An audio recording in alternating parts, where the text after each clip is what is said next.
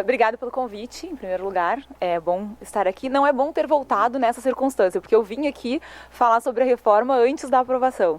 E na época a gente ainda tinha esperança de conseguir evitar esse desmanche, né, do direito do trabalho. Infelizmente não foi possível. O golpe foi feito, né, a reforma foi aprovada da forma como vocês sabem. E agora nós temos que então saber como lidar com essa lei 13.467, que, como o Nureddin disse muito bem, desconfigura completamente o processo do trabalho. E assim, quanto mais eu estudo e penso sobre essas alterações, mais me convenço de que até o fato de não terem retirado do texto da CLT artigos como o 9º e o 765 foi, de certo modo, proposital. Porque o objetivo da lei não é a alteração de um ou outro dispositivo, e embora eu concorde, tenha revanchismo e tenha maldades ali dentro pontuais, me parece cada vez mais claro, existe um objetivo final, que é o de extinguir a justiça do trabalho, e para que esse objetivo final se concretize, é melhor mesmo criar confusão do que criar um código inteiramente patronal. Então, o que a reforma faz é criar uma absurda confusão na aplicação da legislação trabalhista, para depois ter argumentos como, por exemplo, os juízes do trabalho resistem à reforma, portanto é preciso intervir. Ou, vejam só, o processo trabalhista está pior que o processo civil e os juízes estão buscando as regras no processo civil e estão dizendo isso, não é verdade? Bom, então não precisamos mais de um processo do trabalho. Podemos ficar apenas com o processo civil. E se não precisamos de um processo do trabalho, não precisamos de uma estrutura de poder judiciário só para cuidar das relações entre capital e trabalho. Então, me parece que o objetivo verdadeiro desse processo todo que nós estamos vivendo, e essa lei é apenas um pedacinho de todo esse processo, é extinguir a justiça do trabalho, porque neste projeto de sociedade, dentro do qual a reforma é feita, não há espaço para direitos sociais, não há espaço para a justiça do trabalho. Então, a análise que eu vou fazer aqui de alguns dos artigos alterados pela reforma na parte processual vai partir desse pressuposto. E antes de começar a falar dos dispositivos em si, me parece que é importante também a gente situar, pegando o gancho da fala do Cássio, do que nós estamos falando quando a gente fala de direito do trabalho e justiça do trabalho. Do que nós estamos cuidando aqui. Porque a realidade é que, se há esse revanchismo de que o Nureddin falava, ele existe em grande medida em razão de uma ideologia que permeia as relações sociais e que invade também a seara processual. E que acaba obscurecendo o fato de que nós temos direito do trabalho no Brasil e no mundo ocidental capitalista, inclusive para conter os problemas do próprio sistema. O direito do trabalho não é nada mais do que o limite da exploração para que a exploração continue se reproduzindo.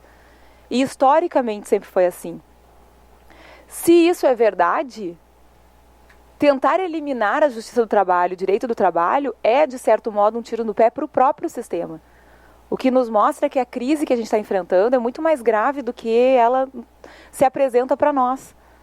Porque nós estamos vivendo um momento de transição, talvez, em que o próprio sistema é colocado em xeque em nome de uma reprodução do capital por si mesmo, né, do tal capital financeiro, e mesmo a produção, e portanto os empregadores, quem gera empregos no Brasil, tão defendido pelo pai da reforma, serão afetados por essa destruição que está sendo proposta. Se nós eliminarmos direito do trabalho, justiça do trabalho no Brasil, nós também vamos estar eliminando a possibilidade de concorrência dos pequenos e médios empregadores.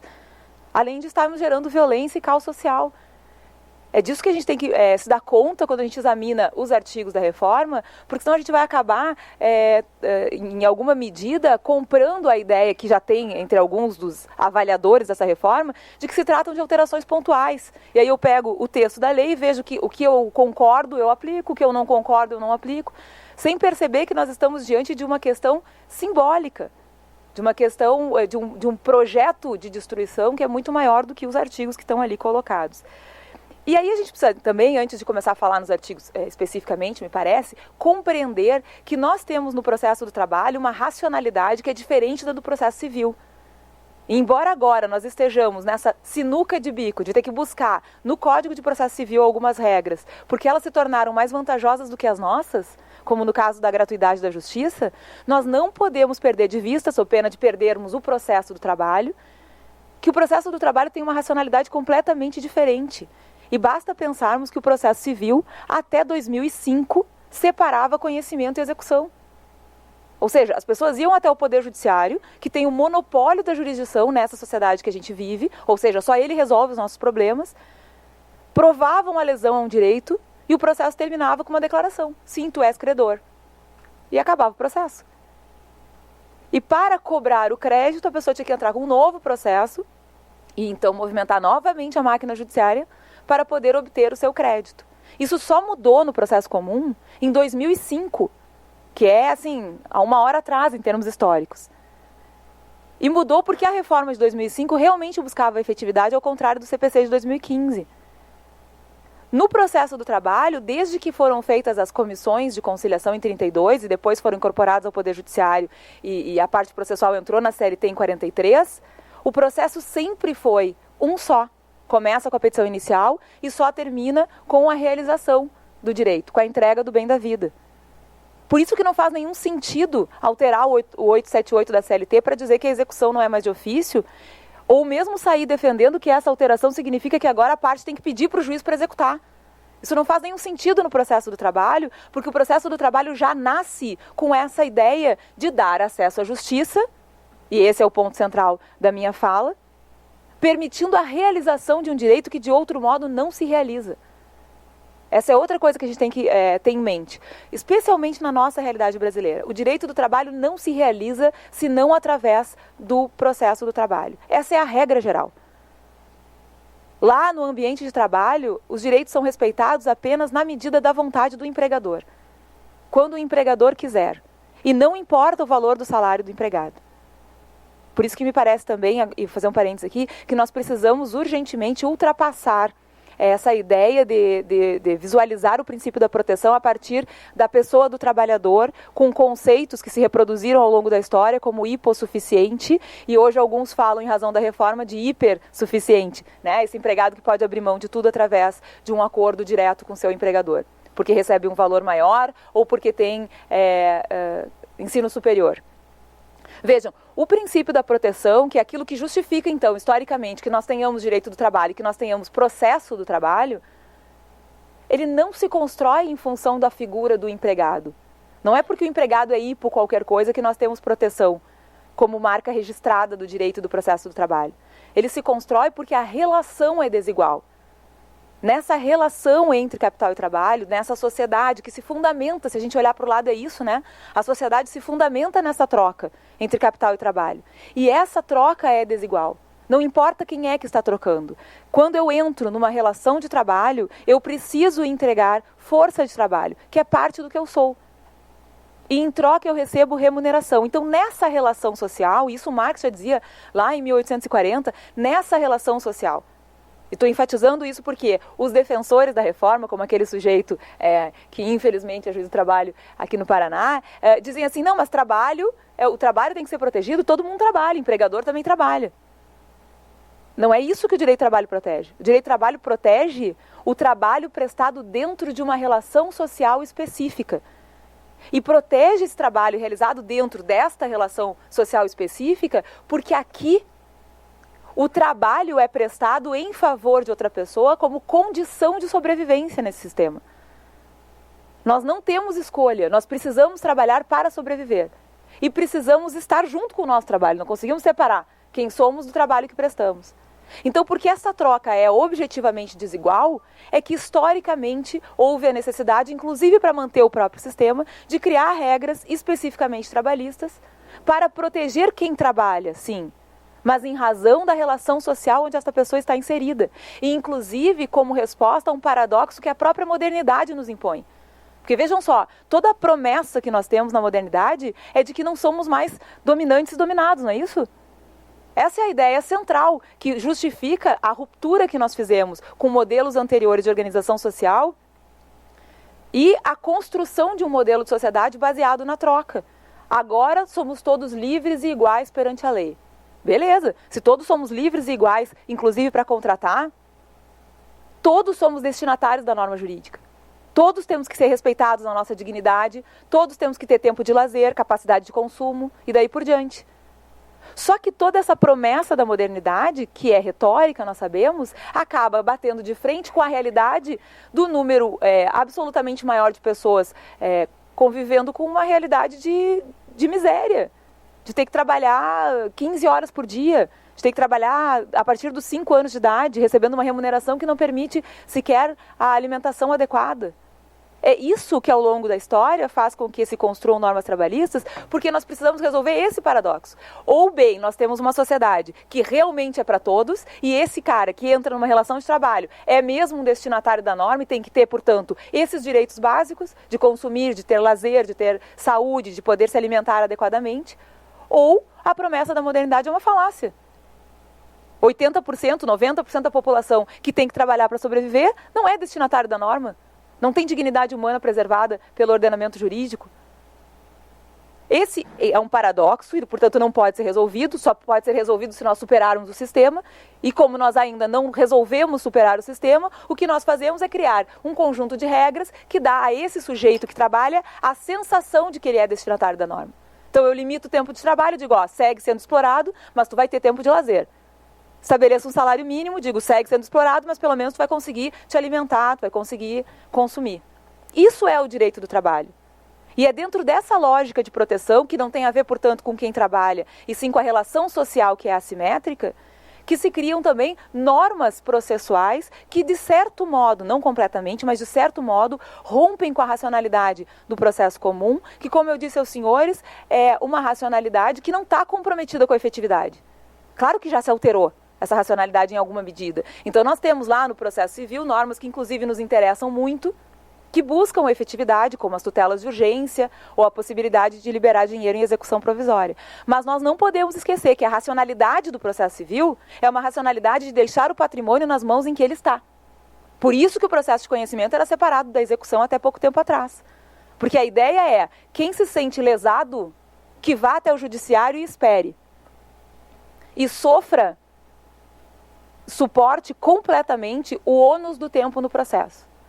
E depois de caminhar exaustivamente por todos os trâmites processuais, lá no final, então, receba o seu direito, o seu crédito, aquilo que está reivindicando junto ao Estado. O processo do trabalho já nasce mitigando essa lógica. E isso está, inclusive, escrito no próprio decreto que no Brasil institui a Justiça do Trabalho, que é lá de 39, que vai dizer, eu peguei alguns trechos para vocês verem, porque assim, hoje parece que a gente tem um certo receio de dizer isso, né? Porque o processo de trabalho foi de tal modo desconfigurado, não apenas por essa lei, vem sendo desconfigurado, inclusive pela própria Justiça do Trabalho, né? Com a aplicação de pena de confissão para reclamante, com a aceitação do preposto, né? Do falso preposto e tantas outras alterações das disposições legais ou inobservância do que a CLT dispõe em relação ao processo de trabalho, que parece que a gente tem um certo receio de dizer que o processo do trabalho tem compromissos. E que se ele não honrar esses compromissos, não faz sentido ter processo do trabalho. Então vamos lá para a origem, para o decreto que institui a Justiça do Trabalho, que vai dizer, por exemplo, nós precisamos ultrapassar a repugnância em reconhecer nos tribunais de trabalho instituições judiciárias que devem romper com o velho pressuposto liberal de que os conflitos do trabalho não interessam ao Estado. Precisamos reagir contra a lentidão, a complexidade e o formalismo do processo comum. Por isso se criou o processo do trabalho e Justiça do Trabalho no Brasil. Precisamos criar um processo ditado pela oralidade, pela gratuidade, pela concentração e pela simplicidade dos atos processuais. O Estado não pode ser neutro nem abstencionista diante das perturbações coletivas, deixando forças sociais entregues aos próprios impulsos. Isso é a literalidade do decreto que institui a Justiça do Trabalho e que é de 39. E aí a gente chega em 2017 com uma reforma trabalhista que pretende desconfigurar completamente todos esses princípios. E evidentemente vai causar danos em função de uma realidade que a precede, que é a realidade de precarização da própria prestação jurisdicional. E se a gente tivesse que identificar os elementos mais recentes dessa precarização, poderíamos citar a Emenda 45, que cria o CNJ e inicia um projeto de gestão por metas dentro do Poder Judiciário, fazendo com que os juízes tenham que se preocupar muito mais com produtividade do que com a qualidade do serviço que prestam. A meta 1 do CNJ é que o Poder Judiciário julgue um número maior de ações do que aquelas que entraram. Não importa quantas ações entraram em determinado ano. Poderíamos também falar da mesma emenda constitucional 45, quando estabelece súmula vinculante e altera a face do direito, fazendo com que o direito possa ser produzido e aplicado pelo mesmo órgão de Estado, que é o que nós estamos vivendo hoje, né? O Poder Judiciário faz a súmula mesmo que seja contrária à Constituição, acaba prevalecendo, porque quem diz, né, o que vale na regra do jogo, na prática, é o próprio Poder Judiciário. Podemos falar, inclusive, da forma de seleção dos juízes, né, que acaba selecionando juízes que conseguem parar para estudar, e a gente sabe que para parar para estudar tem que ter alguém que banque, né?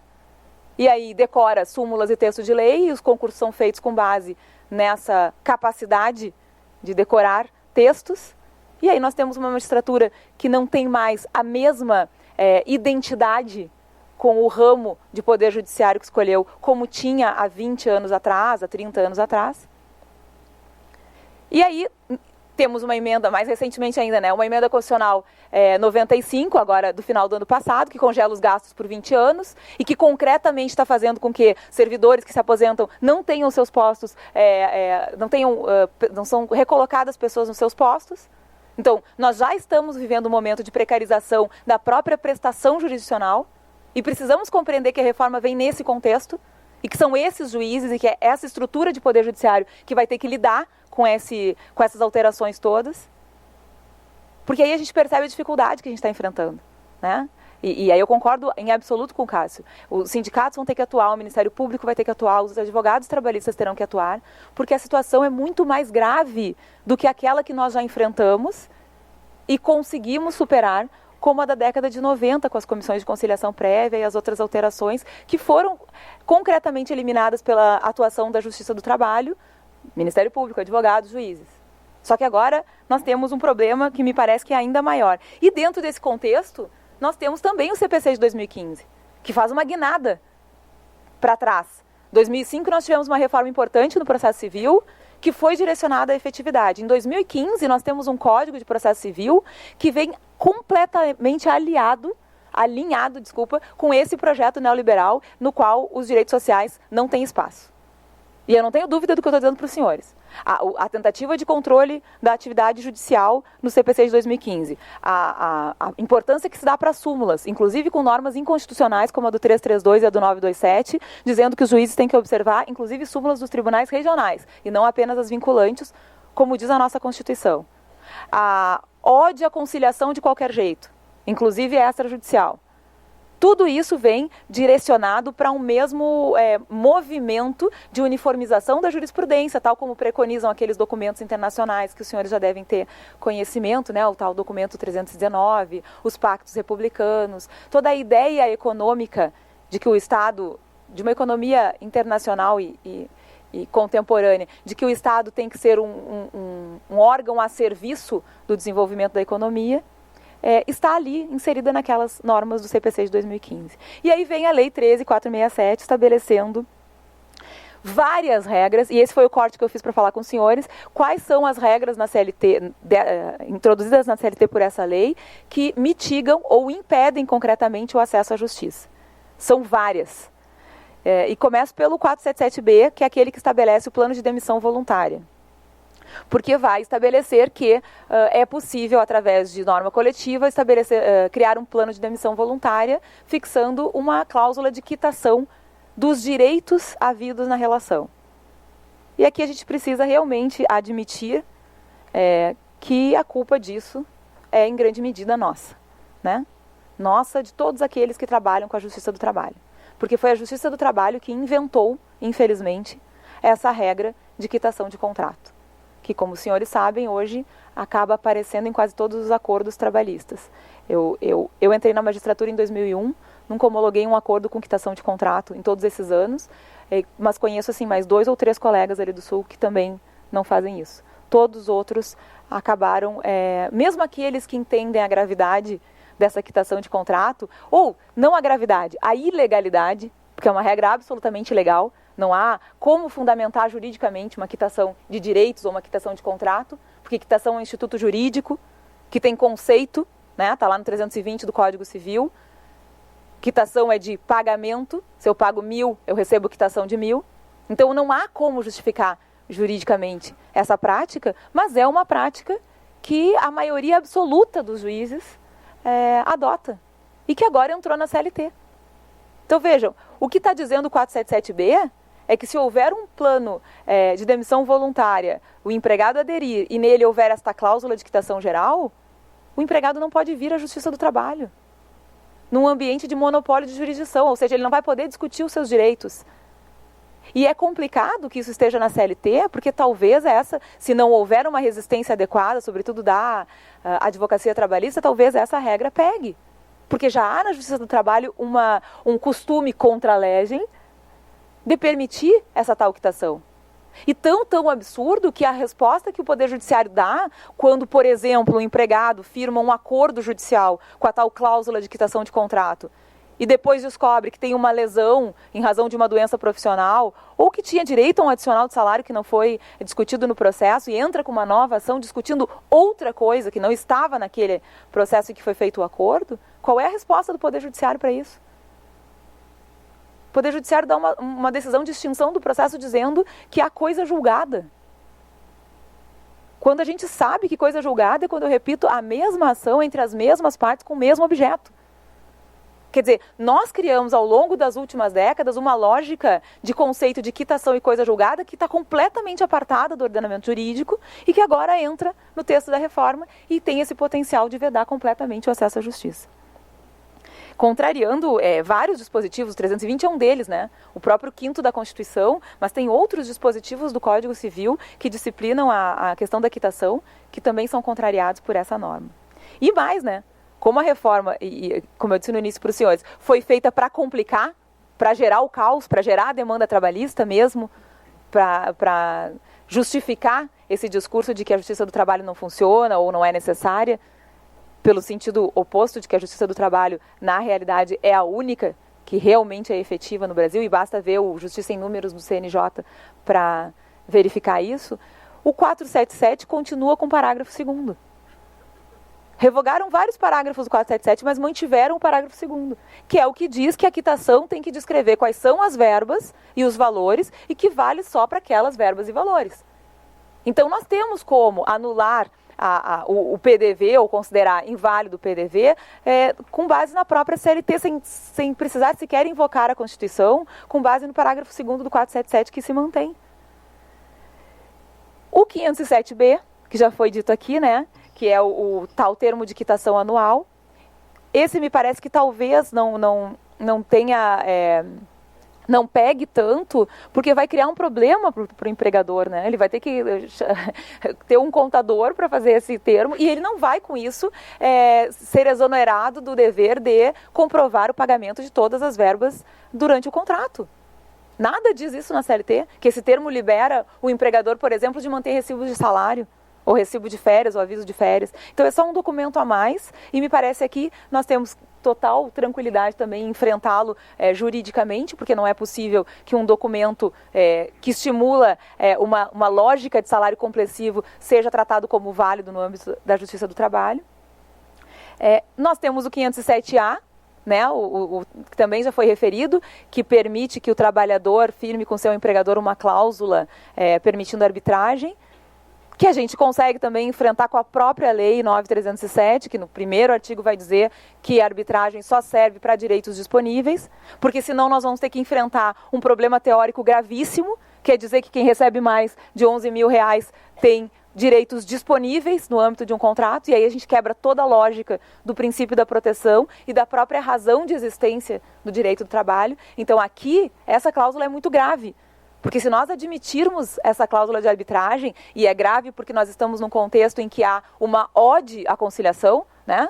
Nós acreditamos que conciliar é legal e esquecemos que conciliar é uma forma de esconder os problemas sociais.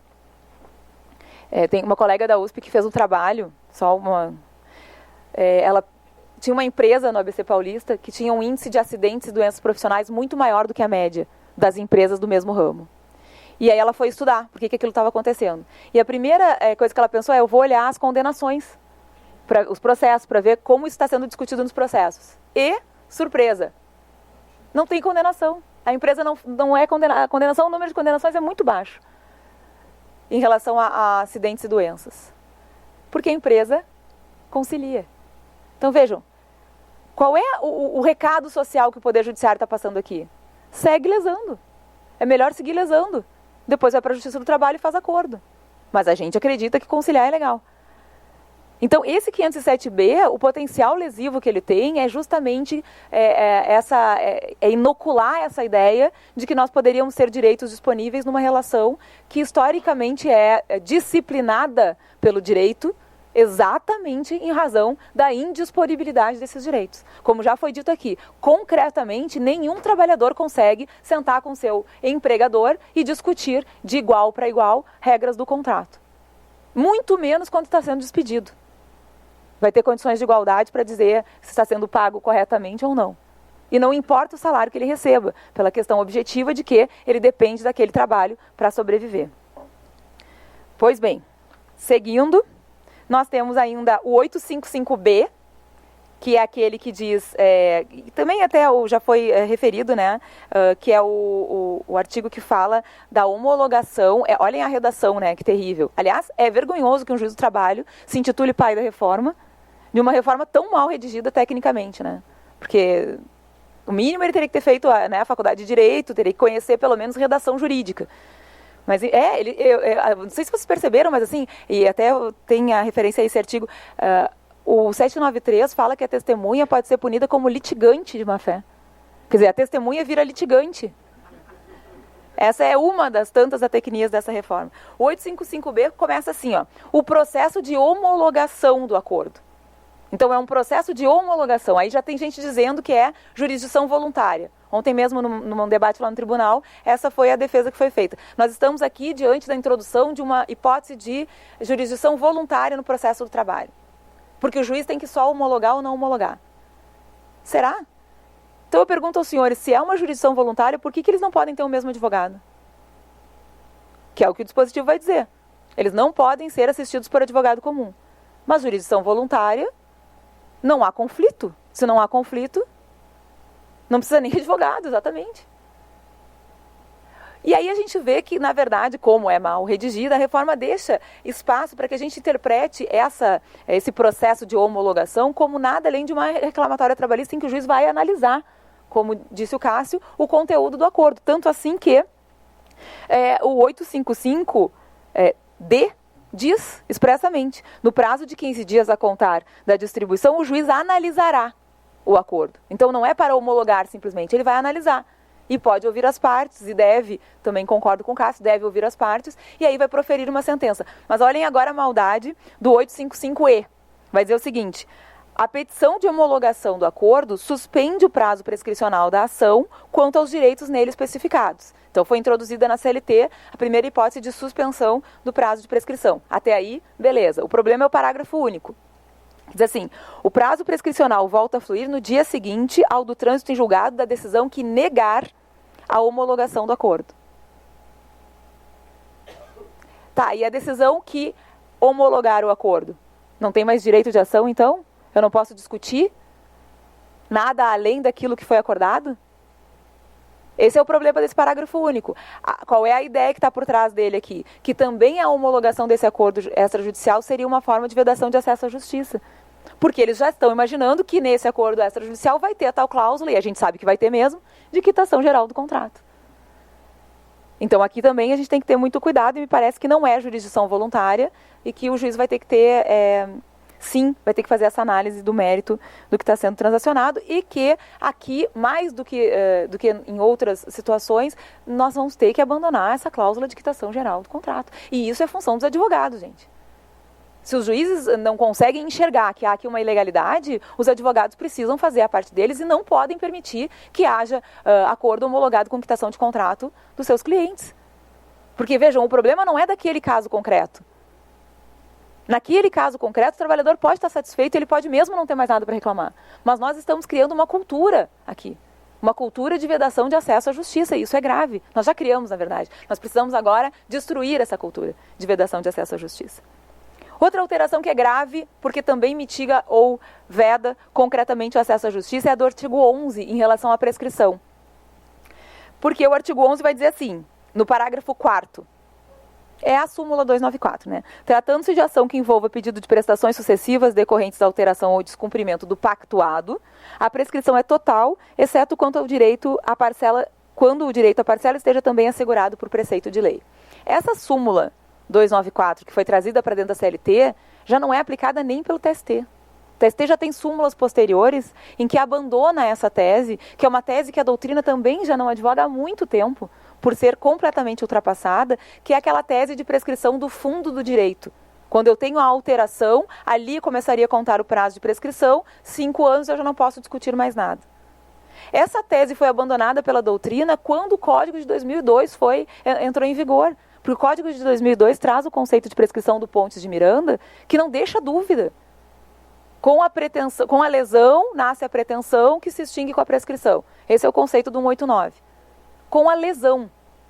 Então não interessa a data em que foi alterado, que foi instituída determinada parcela. Interessa a lesão. E se eu tenho uma parcela de trato sucessivo, a lesão ocorrerá todos os meses em que eu não receber o valor daquela parcela. E isso a jurisprudência já compreendeu. Inclusive o próprio TST já confessou que essa prescrição total não existe, é uma invenção dele, na súmula 409. É interessante até eu trouxe para vocês, porque é curioso.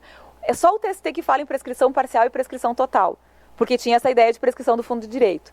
Aí começaram a entrar rescisórias em relação a tal prescrição total, e o TST tem a súmula 409 dizendo o seguinte: não procede ação rescisória, calcada em violação do artigo 7º 29, quando a questão envolve discussão sobre a espécie do prazo prescricional, se total ou parcial, porque a matéria tem índole infraconstitucional, tendo sido construída na Justiça do Trabalho, no plano jurisprudencial. Ou seja, eles estão dizendo, a gente inventou isso. Agora vocês querem discutir? Não, isso é uma invenção nossa. E é verdade. Porque o que diz a Constituição? E, na verdade, aqui, eu não sei quanto tempo eu posso falar. Tá, qualquer coisa tu me... eu não sei se vocês sabem, mas assim, o 29 da Constituição é resultado de uma emenda popular. Aquele dispositivo lá que fala da prescrição é resultado de uma emenda popular. Na verdade, de um golpe dado à emenda popular. Porque não era para ter referência alguma à prescrição no artigo que cuida dos direitos dos trabalhadores. Mas uma emenda popular, durante o processo constituinte em 87, colheu mais de 100 milhões de assinaturas para pedir que se introduzisse no artigo dos direitos fundamentais dos trabalhadores uma regra dizendo que não corre prescrição no curso do contrato nem até 2 anos após a sua extinção. Para acabar com a discussão que havia na época se a prescrição corria ou não no curso da relação de emprego, porque nós sabemos que durante a relação de emprego, concretamente, os trabalhadores não podem vir na Justiça do Trabalho. Né? Eles só procuram a Justiça do Trabalho enquanto ainda estão trabalhando, se querem perder o emprego ou se tem estabilidade. É ou não é? Senão eles não vêm, eles esperam perder o emprego para poder reclamar os seus direitos. E essa era a discussão. E aí entra a emenda popular pedindo que fosse feita essa inserção desse direito de não ter contagem de prescrição no curso do contrato no artigo 7º. Vai para uma comissão e volta da comissão com a redação que a gente tem hoje. Ou seja, a emenda popular foi utilizada para criar prazo de prescrição na Constituição, que não tem para nenhum outro ramo do direito, que não é mesmo matéria constitucional. E a discussão sobre se corre ou não no curso do contrato seguiu. A gente sabe qual é o entendimento majoritário, né? A jurisprudência majoritária absoluta continua dizendo que o trabalhador, mesmo não podendo vir, vai perdendo direitos enquanto trabalha. Ou seja, a prescrição corre no curso do contrato. E nós ficamos lá com aquele prazo de 5 anos limitados a 2, depois que se extingue o contrato. Quer dizer, golpe não é coisa de 2016, né? Acontece há muito tempo no Brasil. Além dessa alteração, então esse parágrafo 4º me parece também precisa ser rejeitado, porque senão ele vai implicar acesso à justiça e vai trazer para dentro do processo do trabalho uma matéria que já está superada no plano doutrinário e jurisprudencial, mas a gente ainda tem em relação à prescrição o 11A, que também é completamente anacrônico. Mas esse anacronismo também está no CPC. O CPC de 2015 é que faz reacender a prescrição intercorrente. Que vejam, gente, pela teoria geral do processo, prescrição intercorrente só faz sentido se eu tenho processos separados. Então ela existia no CPC porque no CPC eu tinha o processo de conhecimento separado da execução. Então eu tinha um prazo na fase no processo de conhecimento e tinha um prazo no processo de execução. Quando o CPC faz o que a doutrina chamou de processo sincrético, que na verdade é o nosso, né, o nosso feijão com arroz, um processo só, começa a competição inicial e vai até o fim da execução, o CPC, na alteração de 2005, eliminou a prescrição intercorrente. E inseriu uma regra que reproduzia a nossa prática na Justiça do Trabalho. Se não tiver como continuar a execução, arquiva com o registro do débito e desarquiva a qualquer tempo quando encontrar bens. Porque essa é a lógica se é um processo só. Vejam só, se eu vou até o Poder Judiciário e digo, eu quero o meu crédito de 20 mil, e o processo é um só, que começa na fase de conhecimento e vai até a execução, qual é o sentido de na fase da execução eu ter que repetir para o Estado? Olha só, eu quero mesmo. Eu não esqueci ainda. Eu continuo querendo. Não faz sentido nenhum. E é por isso que no CPC de 2005 a prescrição intercorrente foi eliminada. Volta em 2015, apesar do processo continuar um só. Mas volta, como nós sabemos, por uma questão de política judiciária. Nosso problema aqui, de novo, não é jurídico. A prescrição intercorrente volta para o CPC e agora é introduzida no processo do trabalho porque nós precisamos eliminar processos. E por isso que eu comecei falando aos senhores do contexto em que essa reforma vem. Se nós temos metas a cumprir, nós precisamos cumpri-las. E um processo arquivado com dívidas não sai da pendência. Essa é a razão pela qual retorna, apesar da súmula 114, apesar da jurisprudência absolutamente tranquila, inclusive a instrução normativa do TST, quando sai o CPC, aquela instrução normativa 39 vai dizer prescrição intercorrente não serve para o processo do trabalho, e agora nós estamos diante da discussão e, por incrível que pareça, eu tenho visto em debates dos quais eu tenho participado, muita gente defendendo a prescrição intercorrente, inclusive de ofício, dentro do processo do trabalho, que era uma questão que já estava superada. A gratuidade da justiça, talvez uma das piores alterações e movimentos do capital para vedar o acesso à justiça pelo trabalhador. A gratuidade da justiça no processo do trabalho virou uma piada. O trabalhador, primeiro, ele só vai ter gratuidade se receber até determinado valor, que é muito menor do que o da Justiça Federal, da Justiça Comum. Ele tem que comprovar, algo que o processo civil já superou há muito tempo, basta declaração, agora e isso está sendo muito defendido, inclusive, pelo pai da reforma. Tem que comprovar, porque a Constituição fala na palavra comprovar assistência judiciária. Só que daí quando a gente pergunta para ele, tá, mas a Constituição também fala que a assistência judiciária é integral. E essa palavra, a gente não vai considerar? Não, essa palavra a CLT está ignorando, porque está dizendo que a gratuidade da justiça não vai impedir o trabalhador de ser condenado a pagar honorários de advogado e honorários de perito. Não vai impedir o trabalhador que tiver a sua ação arquivada por não ter conseguido comparecer à audiência, de ter que pagar as custas do processo como condição para ingressar com uma nova demanda. Vejam, são regras absolutamente inconstitucionais. Elas não resistem ao exame nem de constitucionalidade, nem de convencionalidade e nem ao exame comparado com outras legislações ordinárias que nós temos. O CPC, no artigo 98, vai dizer expressamente a assistência judiciária é integral e inclui, entre todos os seus incisos, honorários de advogado, honorários de perito. Então, só no processo do trabalho, que só existe historicamente para garantir acesso à justiça, e que por isso precisa ser um processo gratuito para o trabalhador que não tem condições, porque mais de 90% dos nossos trabalhadores são desempregados. Eles entram na justiça depois que eles perdem o emprego. Vejam, isso aqui é uma maldade. Nós vamos continuar insistindo que há prescrição no curso do contrato, vamos dizer que há prescrição de fundo de direito, e vamos impedir o trabalhador de vir para a justiça porque ele vai ter que pagar, mesmo que ele tenha gratuidade? Será que é possível ter um processo do trabalho sob essa lógica? É evidente que não. É evidente que se os juízes começarem a aplicar essas alterações e os advogados não resistirem a essas alterações, em muito pouco tempo nós não vamos mais conseguir argumentar pela existência de um processo do trabalho, de uma justiça do trabalho. Não vai fazer sentido ter um órgão do Poder Judiciário para aplicar um processo que ficou pior, né? Que tem uma gratuidade da justiça muito mais mitigada, desconfigurada, do que o processo comum, que pressupõe a igualdade entre as partes, que não está baseado na ideia de proteção. A sucumbência recíproca é a mesma coisa. Eu vou tentar passar mais rápido, porque eu acho que a gente tem que fazer o debate. E depois de um tempo a gente está provado isso cientificamente. Depois de um tempo que a pessoa está falando, a gente começa a olhar através da pessoa, né? E a pensar em outras coisas. A gente está ali, mas a gente está já viajando, pensando o que vai comer no almoço. Então não adianta falar muito tempo, não consegue prender atenção. Então eu vou tentar passar um pouquinho mais rápido, porque tem muita regra mesmo nessa reforma que desconfigura o processo de trabalho, e tem algumas que são importantes, pelo menos de serem mencionadas, e aí depois a gente discute se vocês quiserem com mais vagar. Uma delas é o 840, parágrafo 1º, que não está exigindo pedidos líquidos. Pelo menos sob a minha avaliação. Estou dizendo isso porque é uma das coisas que tem sido mais comentada. A partir de agora, todas as ações serão líquidas. Não entrem nessa. Estou dizendo isso a quem advoga para trabalhador. Não há, no texto da CLT, a referência a pedidos líquidos. Indicar o valor do pedido é diferente de liquidar o pedido. Tanto assim que o 879 foi mantido. Se nós continuamos tendo fase de liquidação no processo do trabalho, é porque os pedidos não podem ser todos líquidos desde o início. E nós sabemos por que essa alteração no parágrafo 1º foi feita. Ela foi feita para permitir a sucumbência.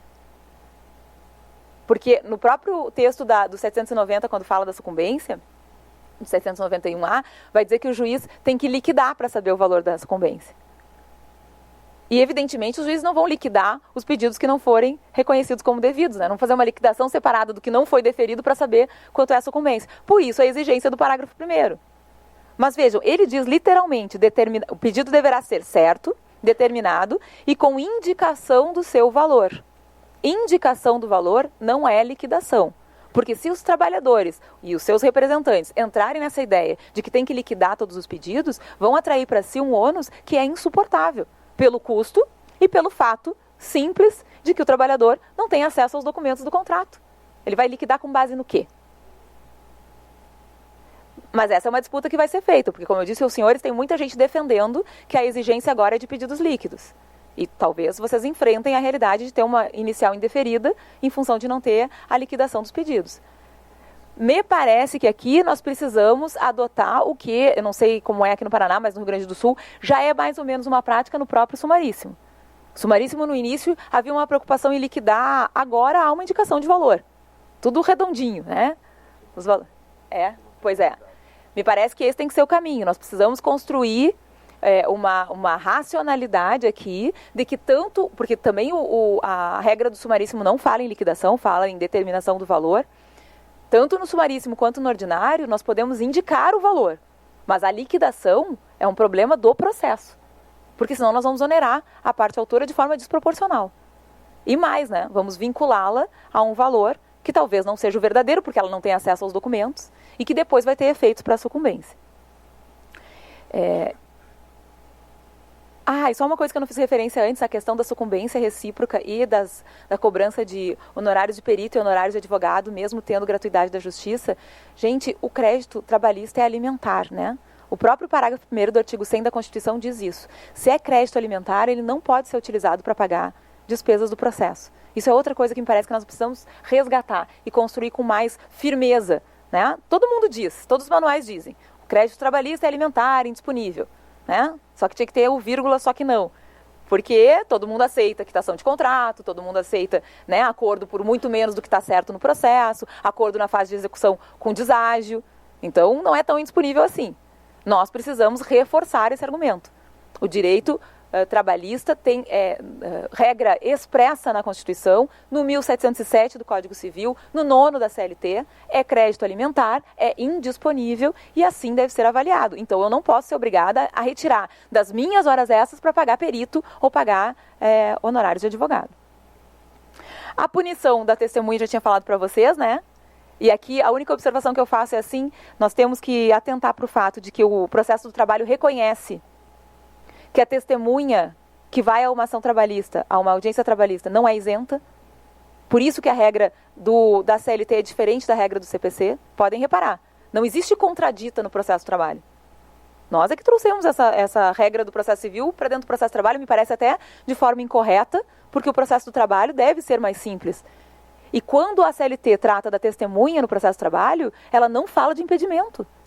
Ela diz que mesmo que a testemunha seja amiga íntima ou inimiga da parte, o juiz poderá ouvi-la como informante. Porque se sabe que a testemunha no processo do trabalho não é isenta. Ou ela é o colega do reclamante que trabalhou na empresa também e que, portanto, foi afetado pela empresa de algum modo, ou ela é um empregado. E aqui é que está o pior. Se ela é um empregado que está sendo atual, que está sendo levado pela empresa para prestar depoimento, ela é um empregado sem nenhuma garantia contra a despedida. Aí, se ela mentir em juízo, nós vamos aplicar multa para a testemunha? Qual é a condição que essa testemunha... Vejam só, eu não estou dizendo que testemunha tem que mentir em juízo, não é isso. O que eu estou dizendo aos senhores é que nós não temos condição de proteger essa testemunha se ela disser a verdade. E eu tenho um exemplo concreto que me chamou muita atenção, que foi de uma bancária, trabalhou mais de 20 anos no banco, era, assim, funcionária do mês, elogiada, batia sempre todas as metas, e um dia estava lá trabalhando muito bem e alguém disse, olha só, precisamos de uma testemunha, vamos lá. E ninguém avisou para a moça que ela tinha que mentir em juízo. E ela foi, prestou testemunho e entregou todo o jogo. Ah, sim, tem reunião, sim, as horas extras não são registradas, não, a gente não manda nada, ninguém tem subordinado e ladeira abaixo. Passou um mês e meio, ela foi chamada pelo gerente, obviamente sem a presença de testemunhas, obviamente sem nada por escrito, e o gerente disse, olha só, eu vou ter que te despedir. Como assim? Eu tenho mais de 20 anos de banco. Não, mas lembra aquela audiência? Ficou muito ruim, o banco levou uma condenação muito alta. Aí ela entrou com uma nova ação, essa que caiu para mim, dizendo, olha só, eu fui despedida por dizer a verdade, e agora, Estado? O que tu me diz? Eu fui lá, tu disse que se eu mentisse eu ia ser processado, eu acreditei, não menti, perdi o emprego. Bom, a decisão de primeiro grau foi dada, veio o acórdão. O acórdão era meia folha dizendo assim, direito potestativo de despedir. A empregada não fez prova de que foi despedida por esse motivo, porque evidentemente o banco veio para o processo e disse, não, eu despedi sem nenhuma razão. Não foi porque ela prestou testemunho. Como é que ela vai provar que esse foi o motivo? E se eu tiver que indicar um valor para essa ação, vou ter que indicar a partir de novembro, como é que eu vou saber que resposta o Estado vai me dar? Agora vocês imaginem se essa moça tivesse recebido essa resposta do Estado e ainda tivesse que pagar os honorários do advogado do banco, depois de ter sido despedida por ter dito a verdade. Essa testemunha é que vai ser multada? E como é que a gente vai fazer com essa multa? Que o 793D diz que tem que ser cobrada nos mesmos autos da ação trabalhista. A testemunha vai virar parte? E aquela regrinha lá do capítulo dos direitos fundamentais da Constituição que diz que aos acusados em geral, não só dentro de um processo, tem que ser garantida ampla defesa e o contraditório. Como é que essa testemunha vai exercer o contraditório e a ampla defesa? Vejam, até na área penal ela pode se retratar até o último minuto e isso extingue a punibilidade. E aqui? Isso não está previsto na CLT, ela não vai ter direito de defesa e de contraditório? Acho que aqui é uma boa saída. A gente vai ter que começar a dizer que é multar a testemunha, então vai ter que incluir no processo, porque vai cobrar aqui, né? Então tem que incluir, tem que dar ela o direito de ampla defesa e contraditório. E de retratação. E mais um argumento, para a gente conseguir, na verdade, que essa regra não seja aplicada. Se a testemunha foi trazida pela empresa, quem tem que pagar a multa? A empresa. 932 do Código Civil, não é isso? O empregador se responsabiliza de forma solidária e objetiva pelos atos praticados por seus empregados. Então não é a testemunha que vai ter que pagar. É o 932 e o 942. É o próprio empregador, porque ele que levou. E essa testemunha não tem garantia de emprego, como é que ela vai ser condenada por não ter dito a verdade? Bom, mas as custas como condição da ação do 844, parágrafo 2º, eu já falei. Os incidentes, que também são uma forma de tentar vedar o acesso à justiça. E aqui me parece que o mais grave é o de desconsideração da personalidade jurídica para chamar responsáveis extraordinários, que também é uma invenção do CPC, que quebra também uma regra da teoria geral do processo, básica, que é a seguinte: quando é que a responsabilidade interessa ao credor? A responsabilidade extraordinária. Quando? Fala alto. Quando é que a responsabilidade extraordinária daquele que não é o meu devedor, daquele que não está no título, vai interessar num processo? Só quando eu não conseguir cobrar do devedor principal, evidente. Ou seja, o que eu estou dizendo para os senhores é o seguinte: execução é matéria, responsabilidade é matéria de execução. E sempre foi assim. Até 2015 sempre foi assim. No direito processual. E na nossa realidade sempre foi assim, com exceção, e aqui também a nossa culpa, né, por esse incidente, com exceção da súmula 331. A súmula 331 é que inventou essa novidade de quebrar completamente a lógica processual e determinar que o tomador de serviço tivesse que estar no processo desde o início, na fase de conhecimento. Quando ele é um garante, nos dizem, não é isso? Ou nós temos uma fraude à relação de emprego, ou nós temos ali um garante. E se ele é um garante, ele só tem que vir ao processo responder na fase de execução. Por isso que esse incidente, também por isso esse incidente não faz nenhum sentido nem no processo civil e muito menos no processo do trabalho. Porque esse incidente, como os senhores sabem, pode ser proposto inclusive na fase de conhecimento. Mas claro que aqui vai depender da atuação dos advogados trabalhistas, porque quem vai propor o incidente? O advogado do reclamante. Então nós precisamos voltar a estudar execução para compreender que isso é um tiro no pé. Não pode propor incidente na fase de conhecimento. Eu só vou buscar responsabilidade na fase de execução. Porque além de interromper o curso normal, suspender, né, o curso normal do processo, eu vou criar um processo muito mais complicado, com mais gente do outro lado respondendo, falando contra mim, né, argumentando contra a minha pretensão, sem nenhuma necessidade. E no nosso caso, nós temos como defender juridicamente isso, inclusive como defender juridicamente a inaplicabilidade desse dispositivo da CLT, com base no artigo 4º da LEF. A lei dos executivos fiscais continua sendo nossa fonte subsidiária. E o artigo 4º da LEF vai dizer que a execução tem que ser promovida contra os responsáveis. E, inclusive lá, num dos parágrafos vai dizer, ou vai trazer o conceito de subsidiariedade utilizado pela 331. Que nada mais é do que eu cobro de todo mundo, se o devedor conhece bens do devedor principal, ele indica para o juízo, e o juízo vai naqueles bens primeiro para depois perseguir os do garante. É isso que é a subsidiariedade. Mas o mais importante de tudo, a responsabilidade no processo do trabalho continua sendo matéria de execução pelo artigo 4º da LEF. E acho que é importante a gente lutar contra a aplicação desse incidente, porque vocês devem ter visto isso. O 855, quando fala do incidente, ele diz que, inclusive, o agravo de petição da decisão do juiz que determinar a inclusão no polo passivo pode ser oposto sem garantia do juízo. Então, eu vou discutir a legitimidade para responder pelo título, sem garantia nenhuma, que é o contrário do que diz hoje a CLT. Como é que a gente pode resolver isso na prática? Pedindo ao juiz uma tutela cautelar do valor do crédito.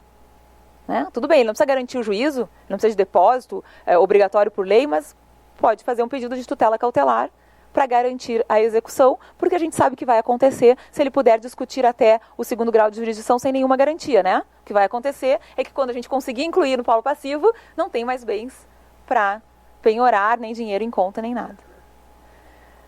O 876 vai continuar dizendo que a execução contra das contribuições previdenciárias segue sendo de ofício, mas o 878 vai ter aquela redação, né? A execução será promovida pelas partes. E aí depois, permitida a execução de ofício pelo juiz apenas nos casos em que as partes não estiverem representadas por advogado, ou seja, nos casos de jus postulante. Que a gente sabe que não existe na fase de execução, né? Porque quando chegou na fase de execução já foi nomeado um advogado para a parte. Bom, acabou a execução de ofício? Essa foi legal no debate lá em Santa Catarina, com o pai da reforma, porque alguém perguntou para ele, acabou a execução de ofício? Ele falou, não, acabou sim, não, o 878 foi mudado, a redação agora pode. Não, não pode, pode. Aí alguém leu para ele, né, olha só, o 878 está dizendo, a execução será promovida pelas partes. Ele, não tinha me dado conta. Pois bem, pergunta aos senhores, acabou a execução de ofício? Claro que não. Nós temos o 765 na CLT, que diz que o juiz do trabalho tem dever de velar pelo andamento rápido das causas. Será que eles sabem disso, doutor? Se eles não sabem, vocês têm que dizer para eles. Essa é a função. Tem que dizer, tem que dizer. E essa intervenção do colega é importante, gente, porque dizer no processo é fundamentar.